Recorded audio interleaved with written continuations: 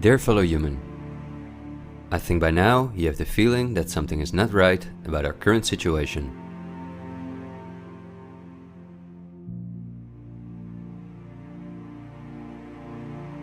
But I also think that the many ill-founded conspiracy theories may have caused you to distance yourself from both the media scaremongering and from those who spread the conspiracy theories.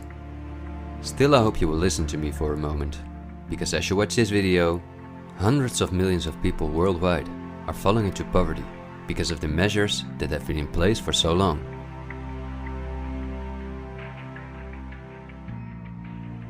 And although the biggest economic crisis that we will ever experience may not have affected you personally yet, it's only a matter of time before the ripple effects also reach you and your loved ones. This is not alarmism, but the harsh reality we face. I also think that we can limit the damage and even benefit from it if we are properly and objectively informed about our current situation. Therefore, I would like to show you some easy verifiable facts that I think are essential. Less than a handful of megacorporations dominate every aspect of our lives. That may seem like an exaggeration, but from the breakfast that's on the table in the morning, to the mattress we sleep on at night, and everything we do, put on, or consume in between, all are largely dependent on these corporations. These are investment companies of immense proportions, and they manage the major money flows on Earth. They are the protagonists of the play which we are currently witnessing. So as not to take up too much of your time, I've summarized the most important information as briefly as possible. How does it work? Let's take as an example a company like PepsiCo, which is the parent company of many of the most popular soft drinks and snacks in the world. There appear to be many different competing brands, but they all come from the factories of a small number of corporations that together have a monopoly on the industry. Within the packaged food industry, there are a number of other major companies such as Unilever, the Coca-Cola Company, Mondelez, and Nestlé. On this image, you see that virtually every well-known brand in the packaged food industry belongs to one of these corporations. You can easily get this kind of information. You can verify it on the websites of the relevant brands or on Wikipedia. Companies of this size are usually publicly traded and have a board where the largest shareholders call the shots. On websites like Yahoo Finance, we can find detailed company information, including who the largest shareholders of these companies are. Let's take PepsiCo again as an example. We see that 73.14% of the shares are held by no less than 3,379 institutional investors. These include investment companies, mutual funds, insurance companies, banks, and in some cases, governments. Let's look at who the largest institutional investors of PepsiCo are. As you can see, just 10 out of the 3,379 investors account for almost 1/3 of all shares. The combined share capital of these top 10 has a value of approximately $60 billion. But of those 10 investors, 3 own more shares than the remaining 7. Let's remember their names and let's see who owns the most shares at the Coca-Cola Company, Pepsi's big competitor.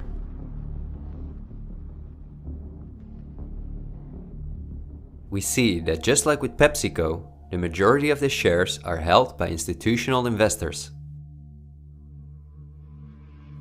Let's look at the top 10 and start with the last one of them. 4 out of these 6 institutional investors we also saw at the last 6 of PepsiCo. These are Norton Trust, JP Morgan Chase, Geody Capital Management, and Wellington Management. Now, let's look at the 4 largest shareholders. 3 of these we also saw in the top 4 at PepsiCo. They are BlackRock, Vanguard, and State Street. And there's another one, Berkshire Hathaway. These are the 4 largest investment companies on the planet. PepsiCo and Coca-Cola are anything but competitors. But also the other big companies that own many brands, such as Unilever, Mondelez and Nestlé, are owned by the same small group of institutional investors. And you don't only find these names in the packaged food industry. For example, let's look up on Wikipedia what the largest companies are within the technology industry. Facebook owns WhatsApp and Instagram. Together with Twitter, they form the most popular social media platforms in the world. Alphabet is the parent company of all Google businesses, including YouTube and Gmail, but they are also the biggest sponsors and developers of Android, one of the two operating systems on which almost all smartphones and tablets in the world run. The other operating system is Apple's iOS. Finally, if we add Microsoft to the other three, we see that 4 companies produce the software that almost all computers, tablets and smartphones in the world depend on. Let's see who owns the most shares of these powerful companies. If we look at Facebook, we see that more than 80% of the shares are owned by institutional investors. These are the same names we saw in the food industry. Again, the same investors at the top. Then Twitter, which with Facebook and Instagram makes up the top 3. Amazingly, we see that the company is also owned by the same investors.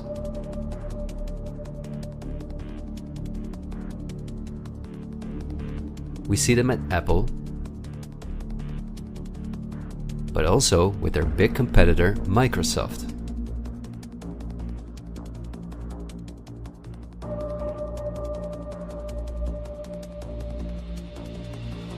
When we look at all the other companies that dominate the technology industry and build our computers, TVs, smartphones and household appliances, we see the same big investors who own a majority of the shares.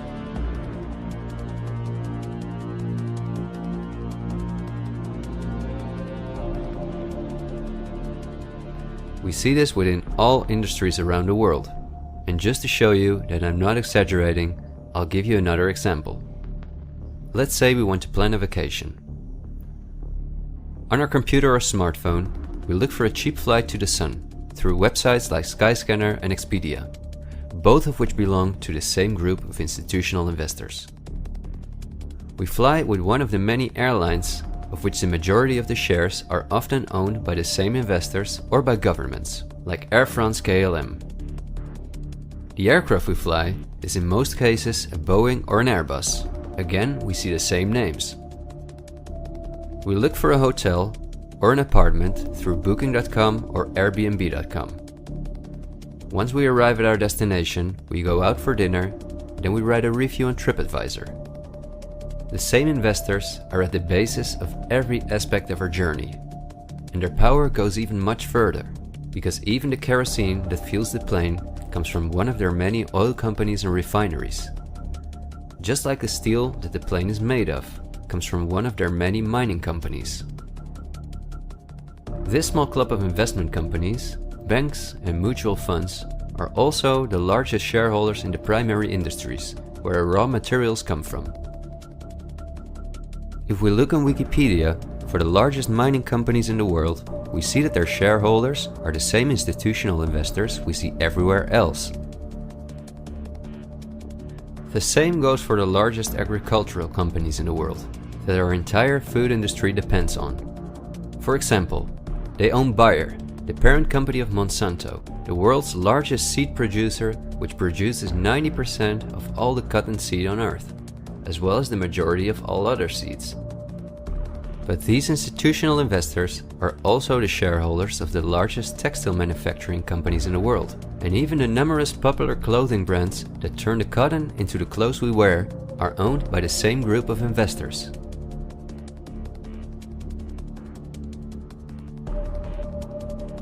Whether we have the world's largest solar panel producers or the largest oil refineries, the shares are managed by the same companies.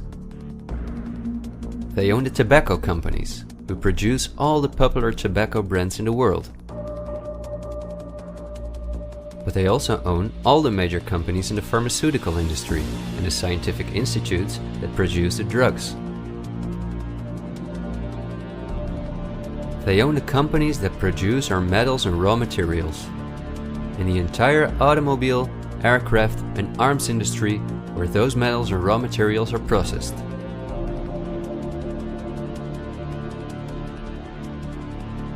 They own the companies that build our electronics. They own the big department stores and online marketplaces.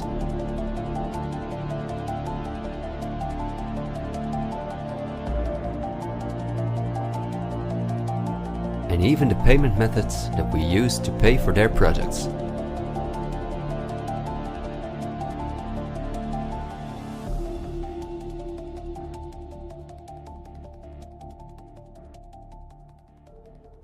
Because I want to keep my story as short as possible, I've decided to only show the tip of the iceberg. If you decide to investigate on your own, using the sources that you've just seen, then you will discover that even many of the most well-known insurance companies, banks, construction companies, telephone companies, restaurant chains, and cosmetic brands are owned by the same institutional investors we just saw.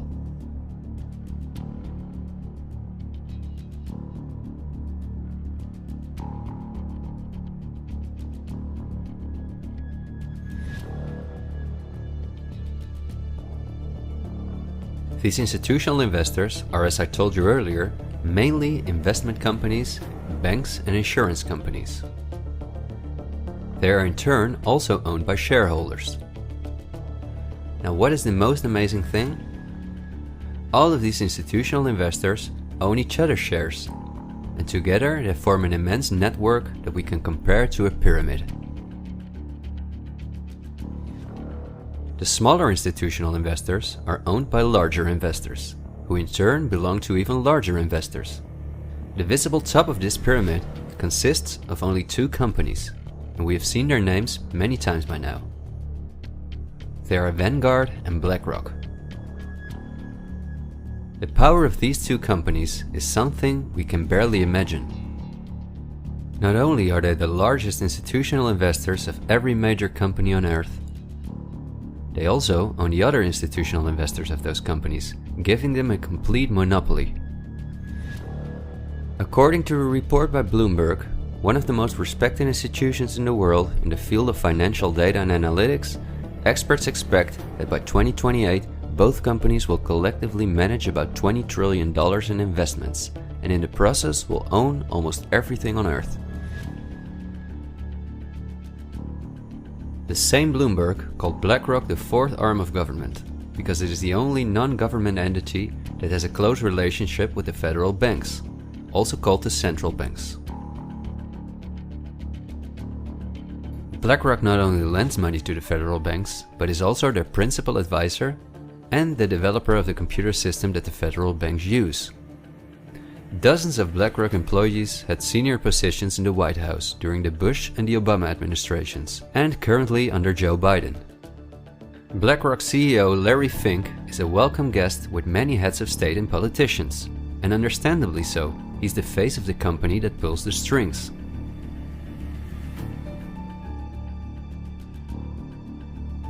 Yet Larry Fink does not pull the strings himself. In fact, BlackRock itself is owned by shareholders. And if we look at who those shareholders are, we come to a strange conclusion. We see that BlackRock's largest shareholder is Vanguard, and this is where it gets dark.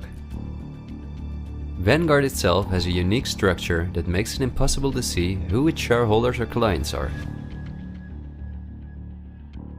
The elite who own Vanguard don't want anyone to know that they are the owners of the most powerful company on Earth. But of course, this is no secret to those who are willing to look into it. Reports by Oxfam and Bloomberg show that 1% of the world's population collectively owns more money than the other 99%. Indeed, Oxfam claims that as much as 82% of all the money earned in 2017 went to this 1% of people. Naturally, those who own the most powerful company on Earth would also be the richest among this 1%. In other words, they are part of the 0.001%. Forbes, the most well-known business magazine in the world, claims that by March 2020 there were some 2,075 billionaires. Oxfam's report showed that 2/3 of all these billionaires obtained their fortune through inheritances and monopolies. So this means that Vanguard is in the hands of the richest families on Earth. If we study their history, we discover that these families have always belonged to the top of the pyramid, some even well before the Industrial Revolution began. Because their history is so interesting and extensive, I will explain some more about them in the follow-up video that I'm currently working on. But in order not to elaborate too far, I will just point out that many of these families belong to royal bloodlines, and they are the founders of our banking system, the United Nations, and every industry in the world.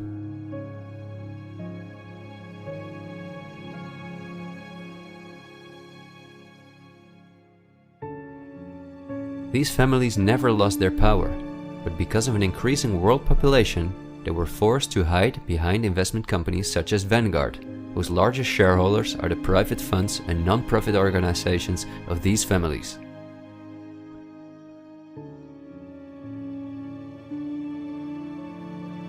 To make the bigger picture more clear, I need to briefly explain something about these non-profit organizations. These are the links that connect the business community with politics and the media, allowing major conflicts of interest. At first glance, however, this is not too noticeable. Non-profits, also called foundations, are organizations that rely on donations, and they do not have to publish from whom they receive those donations. They can invest this money in whatever they want, and do not have to pay tax on their profits as long as those profits are reinvested in other projects that they are involved in. Non-profits can move hundreds of billions of dollars from invisible investors. According to a report by the Australian government, this makes non-profit organizations ideal to finance terrorist groups and launder large sums of money.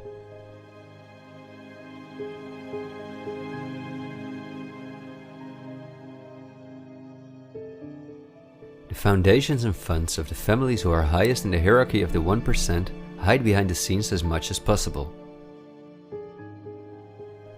However, for cases that have a lot of publicity and attention, they use the foundations of philanthropist families that are lower in the ranking, but who are also extremely wealthy.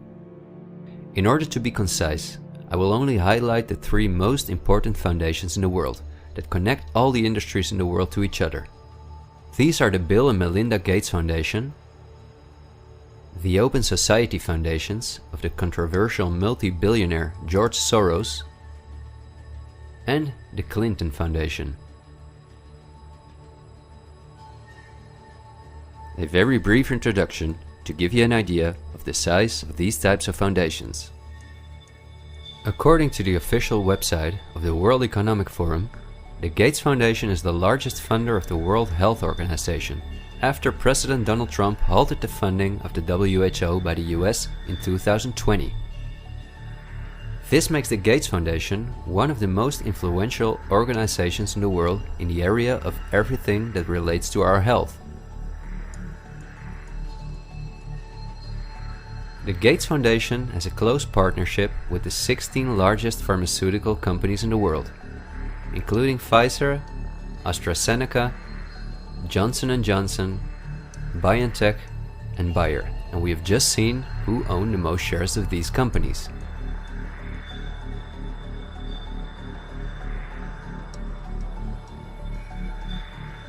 Bill Gates was anything but a poor computer nerd who made it to one of the richest people in the world, but he came from a philanthropic family that, just like himself, worked for the absolute elite.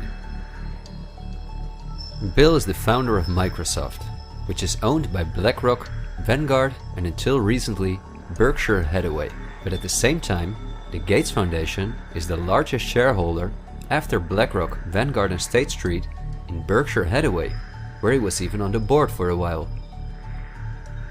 We would spend hours if we considered everything the Gates Foundation, the Open Society Foundations of George Soros, and the Clinton Foundation are involved in.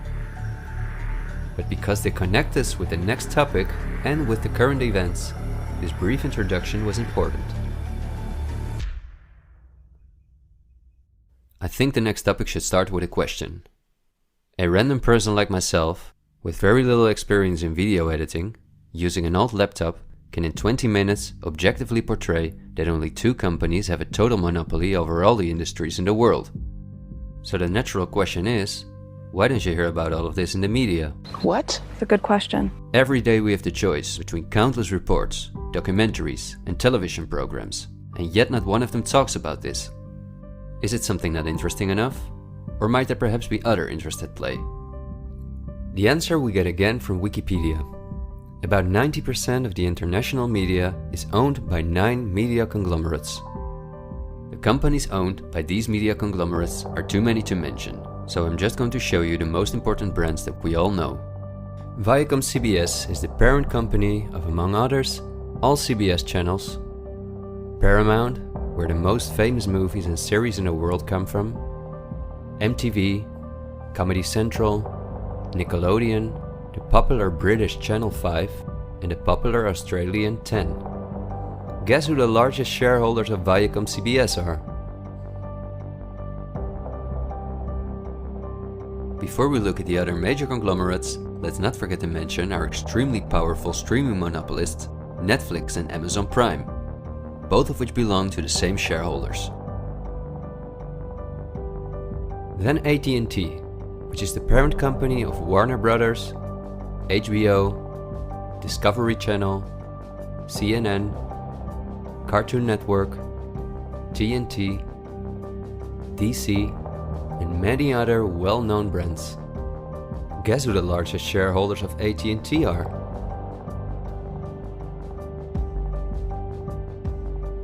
The third one is the all-powerful News Corp.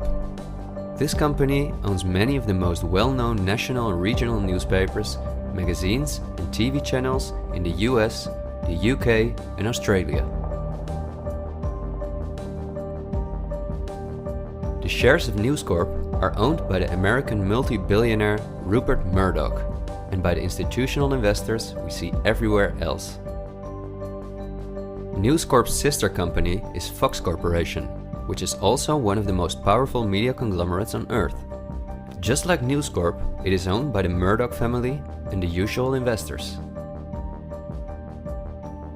Then the Walt Disney Company, a conglomerate of unimaginable dimensions, with many subsidiaries such as Pixar, Marvel, 20th Century, Lucasfilm, ABC, National Geographic, and Hulu. Who are their biggest shareholders? Another powerful media conglomerate is Comcast.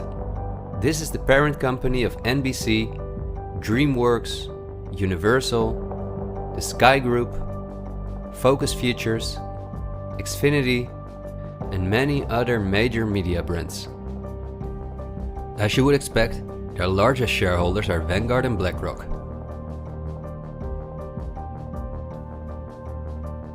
I could go on for hours and show that in almost every country on Earth, the local media is in the hands of these kind of conglomerates, which in turn are owned by our institutional investors or by extremely rich and powerful elite families.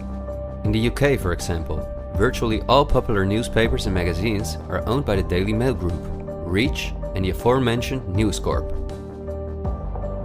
In the Netherlands, the entire media is in the hands of the Persgroep, Mediahuis, and Bertelsmann. And in Germany, the entire media is either controlled by the German government, ProSiebenSat.1, Axel Springer, and again, Bertelsmann, which is also a conglomerate of unprecedented dimensions. Not only is this the parent company of the largest book publisher in the world, Penguin Random House, and owner and founder of BMG Music, Bertelsmann also controls a large part of the European media through their subsidiary RTL, a company with 67 TV channels, 10 streaming platforms, and 38 radio stations. Bertelsmann is owned by the ultra-rich Bertelsmann-Mohn family, who openly collaborated with the Nazis. Because of this, Reinhard Mohn was held as a prisoner of war in the US. Besides RTL, Bertelsmann also owns a large part of the French mainstream media. And together with Mediaset, the powerful Italian conglomerate of former President Berlusconi that controls the most important part of the Italian mainstream media, they also own all popular Spanish TV channels. Now, to complete the picture, let's look at where the news comes from that all these media outlets are feeding us on a daily basis. The various news media do not produce their news themselves, but use information and images from news agencies such as Reuters, the Dutch ANP, and the French AFP. These organizations are anything but independent. Reuters is owned by the powerful Canadian Thomson family. The ANP is owned by Dutch investor Kees Omen, and the AFP is largely financed by the French government.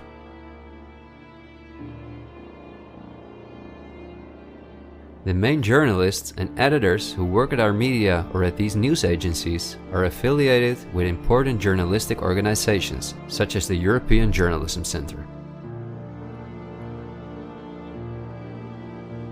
These are one of the largest funders of media-related projects across Europe.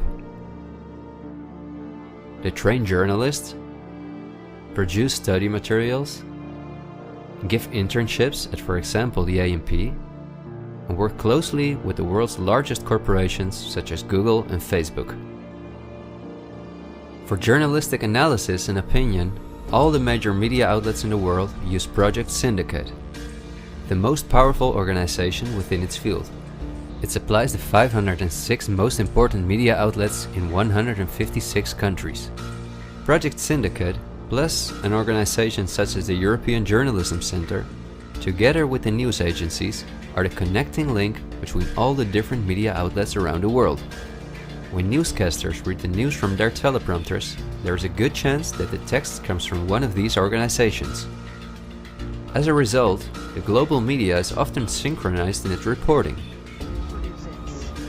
We are concerned about trouble and trend of irresponsible, one-sided news stories plaguing our country. The sharing of biased and false news has become all too common on social media. More alarming, some media outlets publish these same fake stories without checking facts first. The sharing of biased and false news has become all too common on social media. More alarming, some media outlets publish these stories simply aren't true without checking facts first. Unfortunately, some members of the media use their platforms to push their own personal bias and agenda to control exactly what people think. And this is extremely dangerous to our democracy. This is extremely dangerous to our democracy.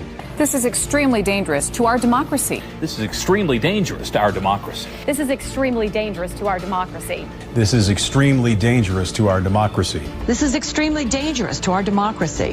This is extremely dangerous to our democracy. This is extremely dangerous to our democracy. This is extremely dangerous to our democracy. This is extremely dangerous to our democracy. This is extremely dangerous to our democracy. In September 2020, the European Journalism Centre and Facebook set up a fund to support selected news organizations to do the reporting during the corona crisis. Let's see who the organizations are that, along with the news agencies, produce our news. At Project Syndicate, we see the Bill and Melinda Gates Foundation, the Open Society Foundation, and the European Journalism Centre.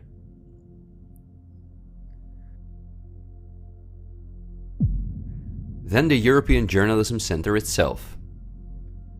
Again we see the Gates Foundation and the Open Society Foundation. And they also receive large donations from Facebook, Google, the Dutch Ministry of Education, Culture and Science, and from the Dutch Ministry of Foreign Affairs. The organizations that are at the heart of our information flow are funded by the non-profit organizations of the same elite who also controls the entire media. However, a part of our tax money goes to these organizations as well.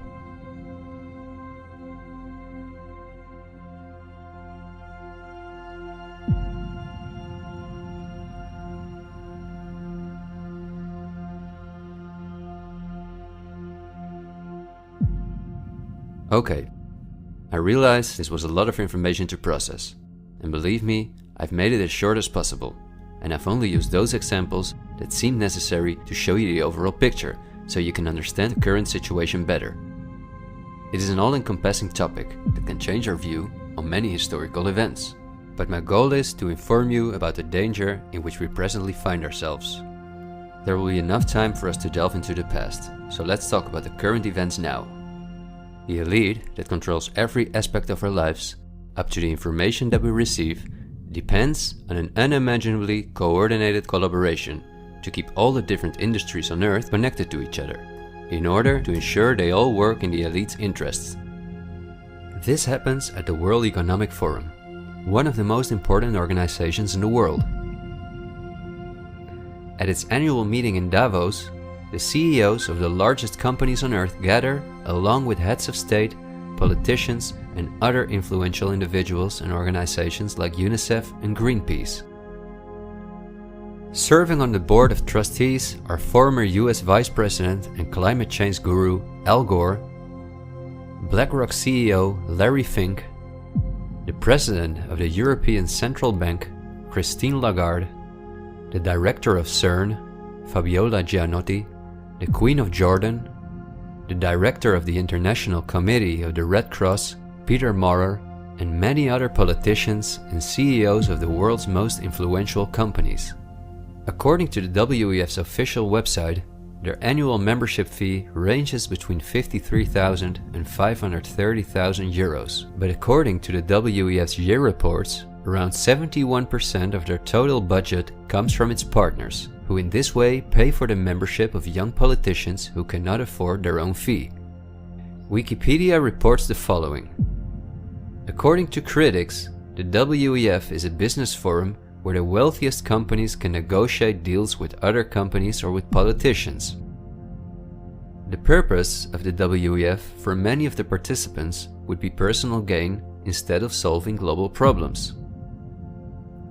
I don't like to make assumptions, but would there be so many problems on Earth if the key industry leaders, bankers and politicians since 1971 had gathered annually to solve our world's problems? Is it not strange that the world's leading environmental organizations have been meeting for 50 years with the CEOs of the most heavily polluting corporations while things just keep getting worse for our natural world?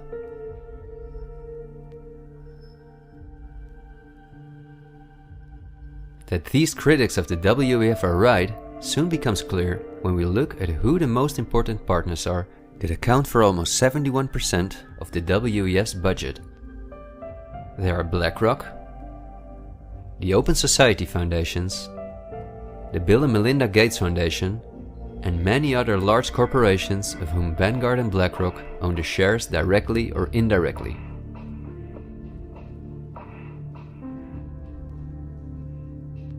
The president and founder of the WEF is Klaus Schwab, a German professor and businessman. In his book, The Great Reset, he describes in detail the plans of his organization.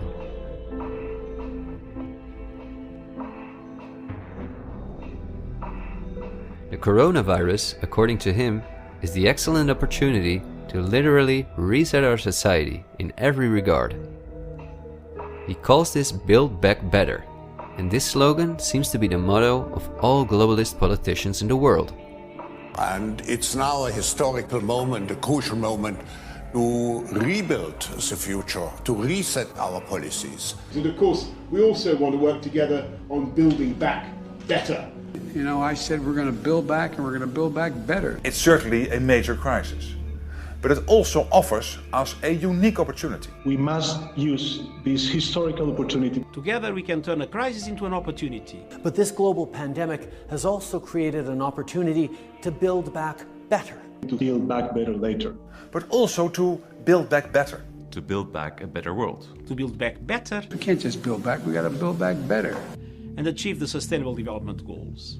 And climate action is an essential part of that.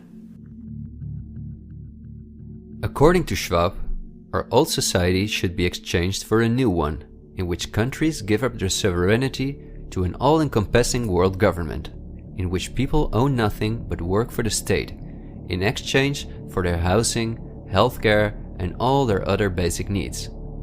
All of this is necessary, according to the WEF, because our modern consumer society, which the elite themselves imposed on us, can't keep going as it is. It's no longer sustainable.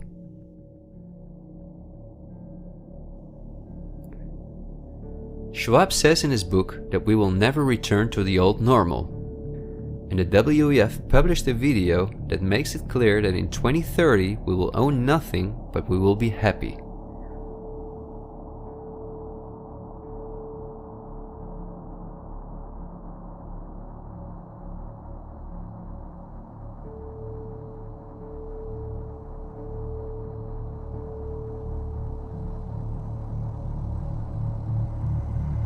You've probably heard some talk about the New World Order. The media wants us to believe that this is a topic for conspiracy theorists, although it has been talked about for generations by presidents such as George Bush Sr., Nelson Mandela, and Bill Clinton. We have before us the opportunity to forge for ourselves and for future generations a new world order, a world where the rule of law, not the law of the jungle, governs the conduct of nations.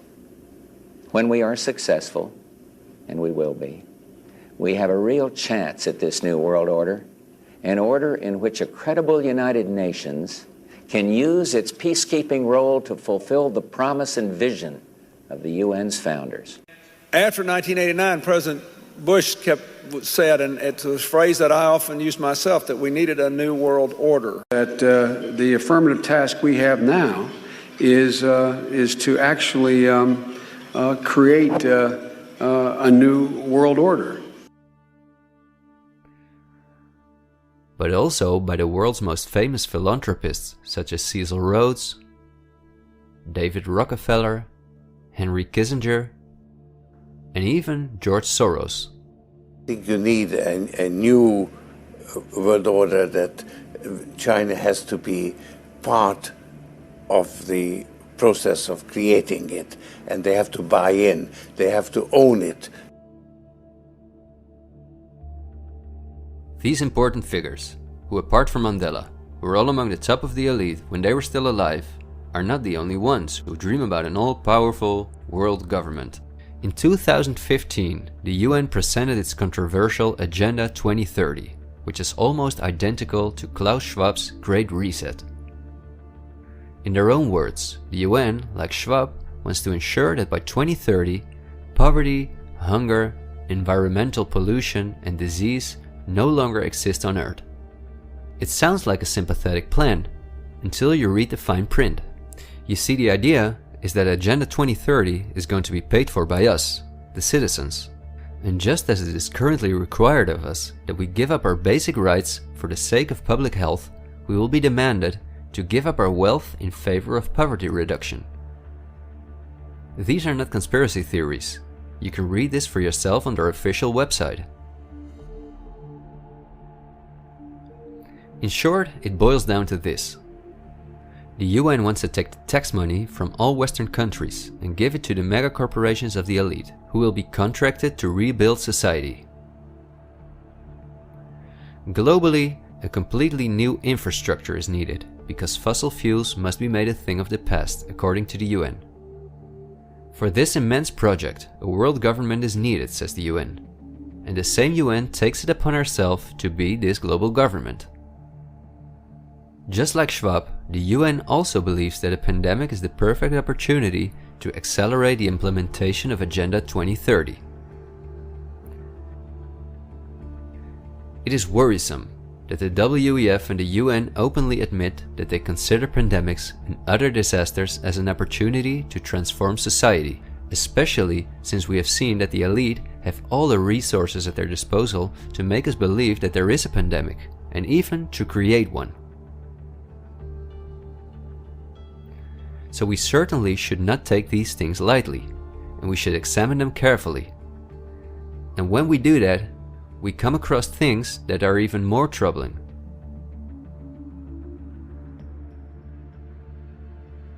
On Friday, October 18, 2019, months before the pandemic was declared, a meeting was held at the Pierre Hotel in New York City for a select group of about 130 very important guests, including politicians and the world's most respected medics and pharmacists. The purpose of the meeting was to simulate the possible scenarios in the event of a global pandemic. This could be a coincidence, you might say. For this simulation, however, a coronavirus was used as an example. The simulation covered in detail how the coronavirus would develop and how they could only control this through the intensive collaboration of entire industries, governments, and government agencies. Once again, a new world order to save us from destruction. Does it surprise you when I tell you that this meeting, called Event 201, was organized by none other than the World Economic Forum, the Bill and Melinda Gates Foundation, and the Johns Hopkins Institute? This is not a conspiracy theory. Check the official website of Event 201 for yourself.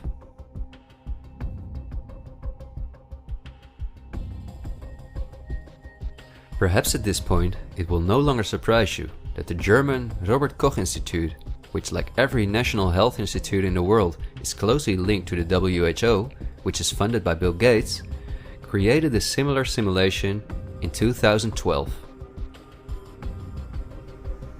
As was the case during Event 201, the simulation assumed the coronavirus. This simulation assumed that in a Southeast Asian food market, a coronavirus would spread from animal to human. How coincidental, isn't it?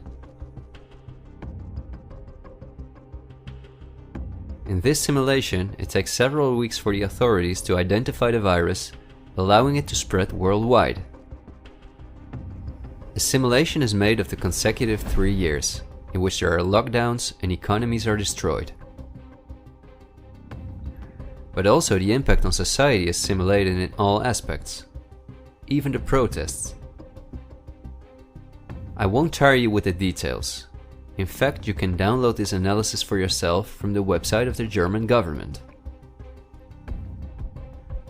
The last thing I want to show is an excerpt from a lecture that Belgian top virologist Mark van Ranst gave on January 22, 2019 at the Chatham House, a major non-profit organization in London, where important world leaders meet to discuss global issues. Winners of the Chatham House Prize include Hillary Clinton, Melinda Gates, and John Kerry.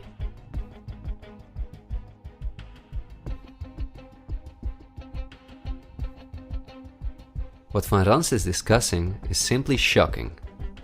Van Ranst in fact explains how he has fooled the entire Belgian population during the swine flu through fear-mongering, out-of-context mortality rates, and media manipulation.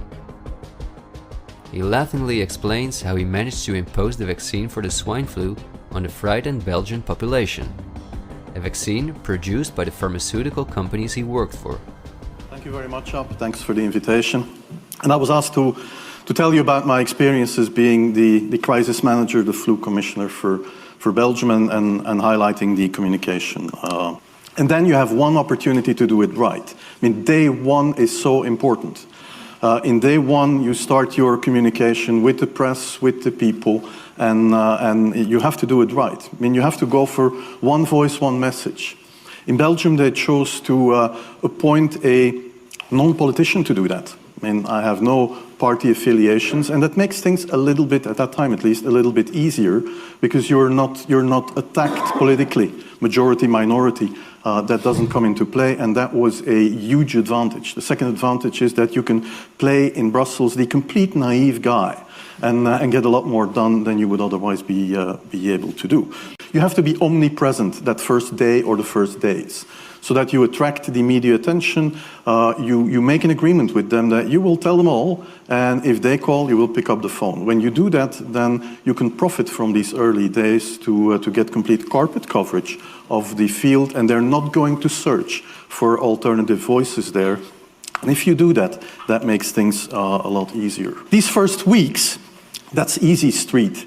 When you have no opposition and everybody needs news and they can come to you for news, you can bring quite a lot of neutral information and it is picked up and it is well, the news is brought the way you bring it, and that is you can only do that in the first couple of weeks or months. And then you have to say, okay, well, we will have H1N1 deaths. Of course, that would be unavoidable. I used there Sir Donaldson's quote where he said that in the UK, by the peak of the epidemic, 40 people would die per day at the end of the summer. So 62 at that time million people in the UK, 40 deaths a day. I worked it out for Belgium. That would be 7 deaths a day at the peak of the epidemic. I used that in the media. 7 Belgian flu deaths per day at the peak of the epidemic would be realistic. That is true in every year, even interpandemically. That is very, very conservative. However, talking about fatalities is important because when you say that, people say, wow, what do you mean? People die because of influenza? And that was a necessary step to take. And then, of course, a couple of days later, you had the first H1N1 death in the country, and the scene was set and it was already talked about. And then you had to pick who is going to be vaccinated first. And then, well, women and children first, whatever. I mean, risk groups, they were important.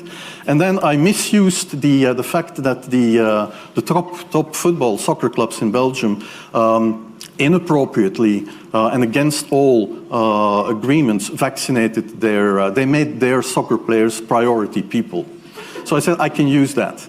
Because if the population really believes that this vaccine is so desirable that even the soccer players would be dishonest to get their vaccine, I said, okay, I can play with that. So I made a big fuss about this. This is Van Ranst is raving mad. But it worked. The Chatham House organization is also funded by all major corporations of the elite, the Gates Foundation and the Open Society Foundations. We could talk for hours about the coronavirus, which has a survival rate of 99.98%, and about the incomprehensible measures that are destroying our society. Millions of entrepreneurs have lost their income. Countless elderly people have died in loneliness, isolated from their families. But I think we have reviewed enough facts that put the global COVID measures in a broader context, seen from the perspective of the elite. This extremely wealthy elite, collectively of tens of thousands of billions, has no problem whatsoever with the fact that more than 40% of the world's population has to live on less than $5.50 a day, or that millions of children are dying from the drinking water contaminated by them, or from malnutrition, or by their bullets and bombs. They just want to get more powerful. The elite have absolutely no intention to share their wealth with us. In fact, they are honest about their plans to take even the last bit from us, and those plans are being rolled out as I'm telling this. The underlying motives of the elite will not be explained in this episode, because for this we have to dive into history and discuss topics that are beyond our modern rational thinking. But for now you may understand well enough with the simple logic that a new world order, or an all-encompassing world government, is the only way for a small elite to retain its power over an ever-increasing world population. Companies like BlackRock and Vanguard do not benefit from national borders, import taxes, and real diversity.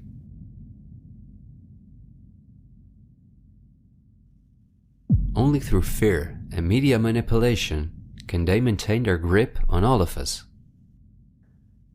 And I deliberately haven't even mentioned the inhumane blackmailing methods by which the elite keep their own most important minions in line.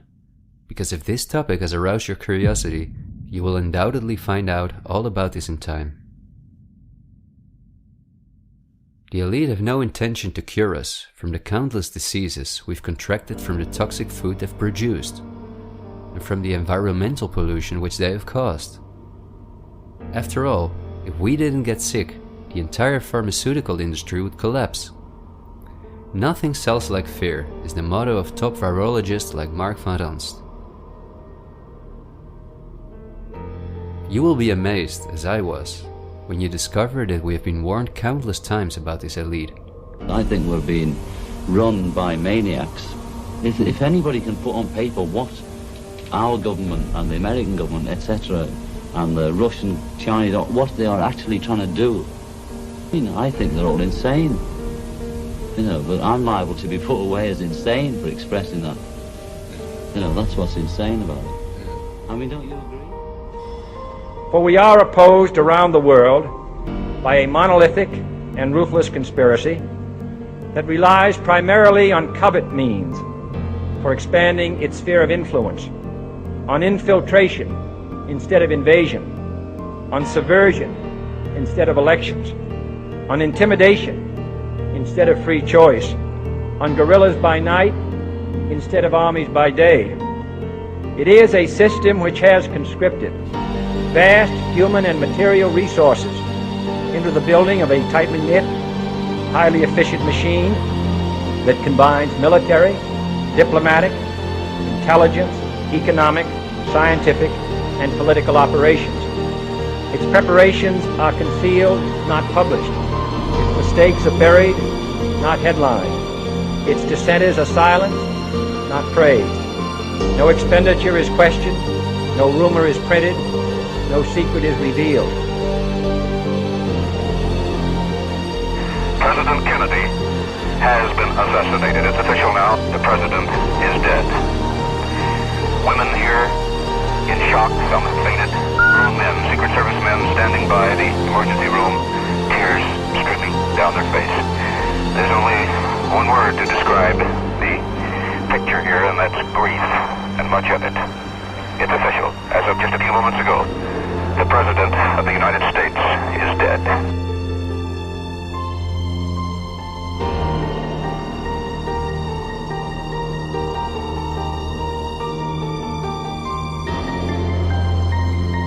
When you're talking about really elite levels, the name of the game is blackmail. That's what runs the whole system, basically. They want compromised people because they're easy to control. I'm not suicidal. I'm not suicidal.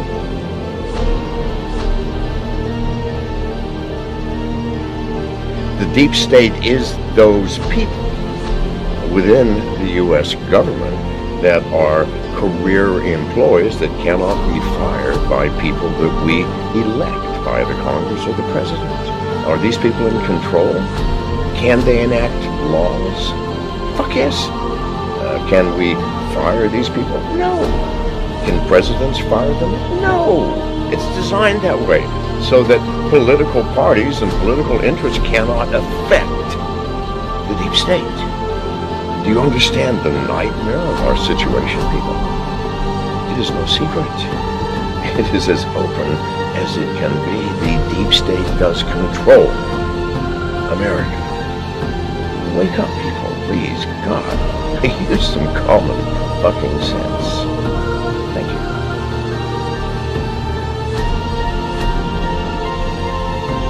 Something like 1984 could actually happen. This is the direction the world is going in at the present time. In our world, there will be no emotions except fear, rage, triumph, and self-abasement. The sex instinct will be eradicated. There will be no loyalty except loyalty to the party. But always there will be the intoxication of power. Always, at every moment, there will be the thrill of victory, the sensation of trampling on an enemy who is helpless. If you want a picture of the future, imagine a boot stamping on a human face forever. The moral to be drawn from this dangerous nightmare situation is a simple one. Don't let it happen. It depends on you. With this video, I hope to reach you, to reduce the ever-increasing distance between us. Only when we are divided can the elite retain its power over us. the greatest fear of the elite is that we will realize what is really going on Earth. And the only way the elite thinks they can prevent this from happening is through censorship,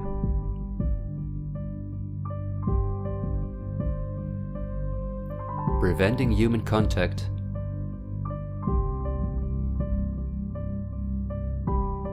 the incessant framing of political opponents and those who think differently,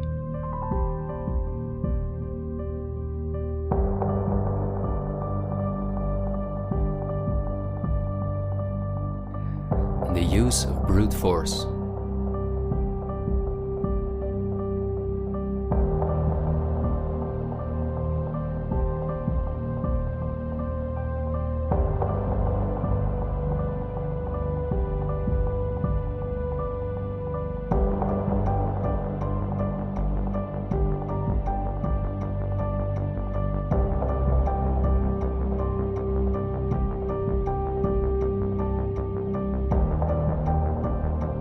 The plans of the elite are clear, and so is the ruthless way in which they want to accomplish them.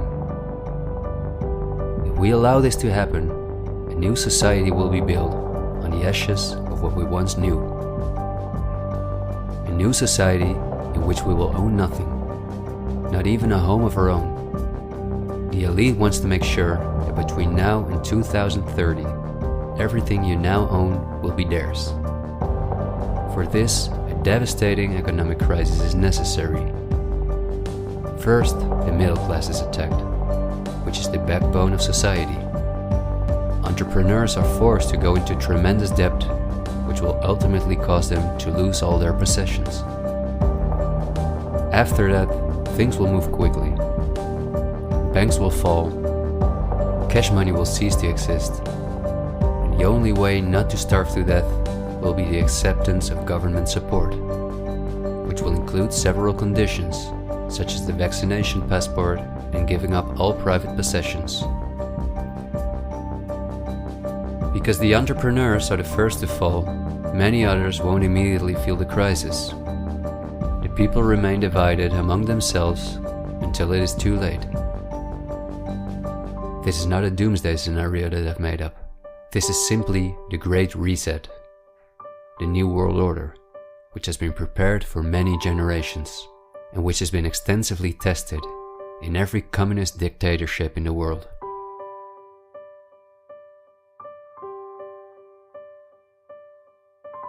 But this can also go a different direction, and instead of a great reset, we can cause a great awakening and create a world where no one has to go hungry, and where we can live in a sustainable way, in freedom with each other and with nature. This is not an idealistic daydream. There have always been forces that have sought to break the power of the elite, but until recently, our means of communication were always insufficient to get a mass network in motion. The elite have always kept us in ignorance about the discoveries of geniuses such as Tesla, who was far advanced in the field of clean, free energy, or Dr. Rife, who used radio waves to cure at least 16 terminal cancer patients before he, just as Tesla, died in a suspicious manner.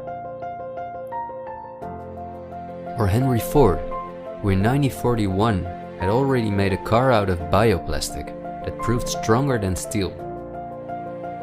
The elite have hidden countless such techniques from us because they form a threat to their monopolies in every industry.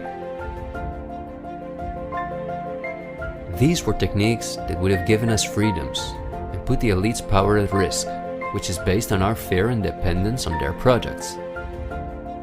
These are not conspiracy theories, but facts. What I am saying is that a world of new possibilities is opening up for all of us, where there is no poverty, no pollution, diseases, or wars, and in which governments work for the welfare of the people rather than the other way around. Countless ailments that provide the pharma industry with hundreds of billions of dollars will be cured. No one will have to work their ass off to live a dignified life.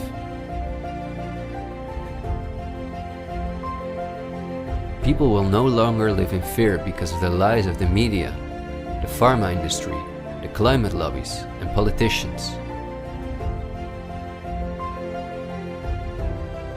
It's all on the horizon, but we have to go through the storm first and recognize what the real problem is in our society.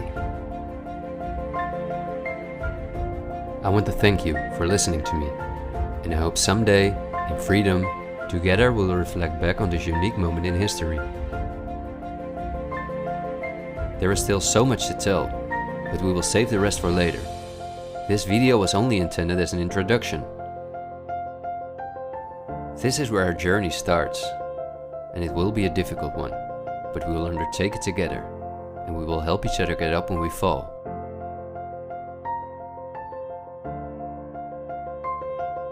We will not be afraid.